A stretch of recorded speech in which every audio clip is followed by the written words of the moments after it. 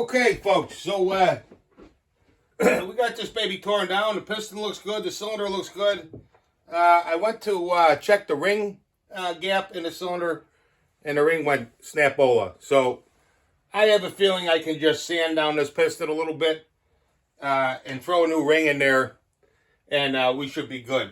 But what I wanted to talk about is, I'm seeing a lot of videos on YouTube. Not a lot of them, but one guy that my buddy over there, Johnny Nitro. The guy sucking on a nitrous oxide and, rubbing his, whatever. I don't know. He rubs peanut butter on himself and the dog takes, I don't know. I don't know where they get these people from. They pull them out of the subway or what. But anyhow, I happen to see a video or part of a video where this guy's, breaking the saw building into two camps. The guys that just do the port only, and then on this side, the port and machine work. And he's going on and on about, you got to do the machine work. You got to do you got to do the high compression. You got to do it. Otherwise, the saw's going to be no good. Well, I'm calling bullshit, brother. We got over 70 years of proven results with these methods. Okay?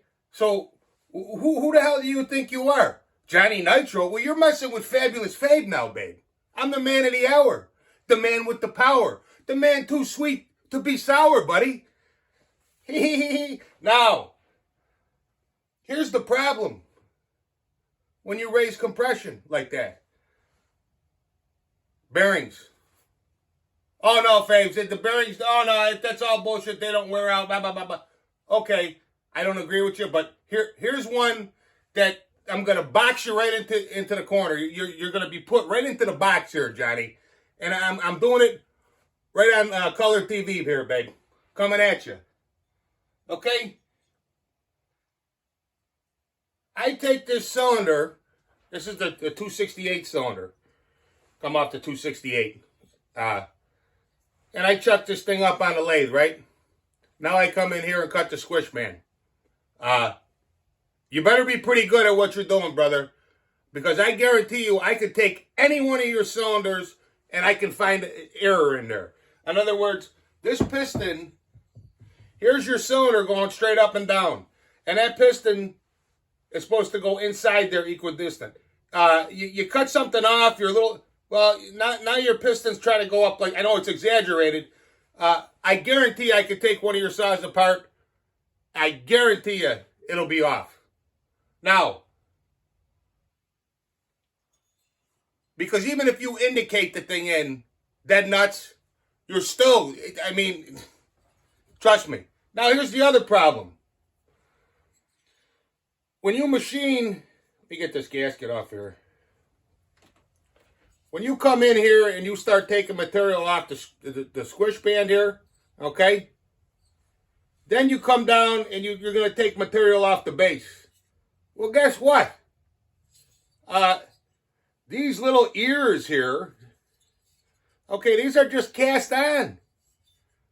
It's a casting, okay? Some of these guys, well, I'm taking 70 out of the base and 50 off. You start taking 30, 40, 50, 60, 100 thousandths off of here. There's not much here. I would say there's probably maybe a 1/4 inch there. But you take too much off the base here, you're jeopardizing this. These things, when you tighten this thing down, I bet you these things will flex just a fuzz. And if there's not a lot of material on there, snapola and bye-bye saw. The other problem is you are lowering your exhaust, okay, which will give the piston a little more time to build compression. Okay, but you're also limiting your RPM. You're dropping your intake timing, but you're also dropping your transfers. We got another guy out there talking about the blowdown or whatever. And I think his name is Cajun. I watched the video. I thought it was interesting, but I personally, I don't agree. Like I says, we got 50, 60, 70 years of building saws without doing machining that have stood the test of time. There's guys out there that can take one of these cylinders, and I'm talking to you, Johnny Nitro.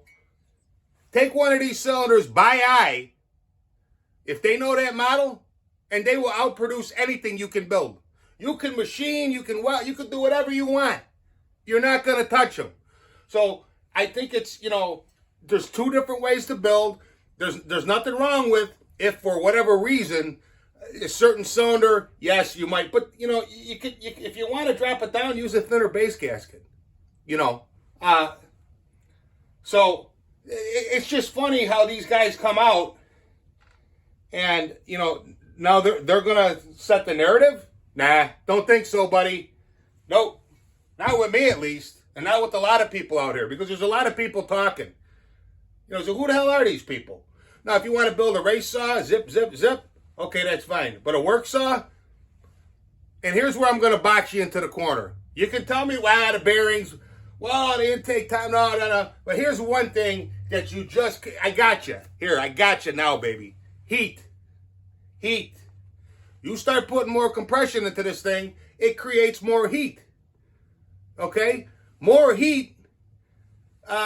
These saws like to run at a certain temperature. You get them up to that temperature, and they hold there. And they run, and they run, and they run. You set them down, you start them up, and they run, and they run, and they run, and they can hold that temperature. You start going cuckoo with the compression, yeah, the first couple cuts, but after that, so this argument, to me, is pointless. I mean, I'm not trying to tell anybody how to build their saw. Either way. It's your saw. You can do whatever you want in there. I mean, you can take the cylinder and throw it up in the air. It doesn't matter. It's your saw. But when you're coming out on YouTube and saying, well, everybody's got to do it my way with the machine, or it's, not up to snuff. Fabulous Fabz, if you're building a saw for a guy and you don't do the machining the way I say, then you're cheating your customer. Dude, that's retarded. I mean, how stupid can you be? There's a proliferation of all these guys porting, building all this stuff. Listen, we'll stick with the old school. We do we have our theory. You have your theory. I'm going to tell you right now, guys that buy saws off me, I take the saw. What do you want? 462. Okay, I'll take the saw right out to the guy. I'll bring it right to the man. Go ahead, run it in your wood. Wow, man, this thing rips. Yeah, can you build me one like that? Sure, no problem. End of discussion. I got some of these things that have been running for years like this. Like I said, could I get a little more power out of them? Absolutely. But, it's a work saw. It's something it's not a toy. I see these guys that they're making these toys, and they're trying to set the world on fire, and that's fine. That's what you want to do. But don't come out and tell people that, or try and give the impression, or set the narrative that your way is correct, because you're wrong, buddy. You are wrong. I don't know where they get people like you, if they pull you out of the subway. I never seen nothing like it in my life. You want to build a saw high compression? Go ahead. I'm not going to tell you that your way is wrong. I've built them both ways. And like I said, with the bearings, oh no, that's garbage. It doesn't work. Okay, you don't want to believe that? Argue about the heat. Tell me that it doesn't make it hotter. Because I can prove to you with statistical data that it does. And once you start getting that engine hot, guess what happens? You start losing power. You can lose, 5, 10, 15, 20% power on one of these things. So your port job gives you, say, 25%, but she'll hold that all day. Or we machine it and it gives me 32%, but within 15 minutes she's overheating, especially, if you're cutting in warmer weather.